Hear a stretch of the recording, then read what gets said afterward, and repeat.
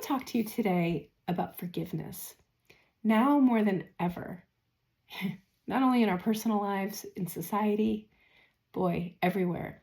Forgiveness is so important. When we have something happen to us where we feel wronged or traumatized or we've been hurt or betrayed in some way, what happens is that we experience the initial event and we feel the initial emotion and the initial hurt. And that's bad. In some cases, very bad. But what happens after that, when we don't forgive, is that we continue to experience the event over and over and over, sometimes for decades. And what happens is it becomes almost like a ball and chain holding us back from being able to achieve the things we want in life, from achieving happiness and freedom and peace, even from having good, healthy relationships. So many people are afraid to forgive because partly they really don't want to let go of really sometimes, I hate to say it, but we get something out of reliving these experiences sometimes.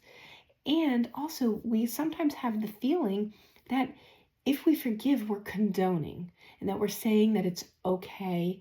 We're saying that we're fine with it. Almost like giving the person permission to have done what they did. It's so important to realize that forgiveness is not condonement. Forgiveness does not have to be said to the person. It doesn't have to be written to the person. But what happens when we forgive, we free ourselves from continuing to relive and rehash the same traumas over and over and over again, which is hurting nobody but us. The other person is gone. They're off doing what they're doing if they're still here. But we are the ones that hurt. And when we forgive, we give ourselves that freedom to just love and be free. So I want you to consider today who, what, where in life have you experienced something that you are still holding on to, that you're holding resentment for, that you have not forgiven? And think about the impact that has on you. What would it take to forgive? Sometimes it's really hard to see because there's so much underlying the actual emotion that we experience. But if that's the case and you can identify the lack of forgiveness, but you don't know how to achieve that, then get help.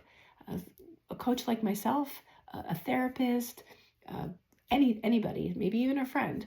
But there are ways to get there, and I can promise you that when you can achieve that, when you can finally let go and stop letting that person hurt you over and over again, you will be so happy and so grateful.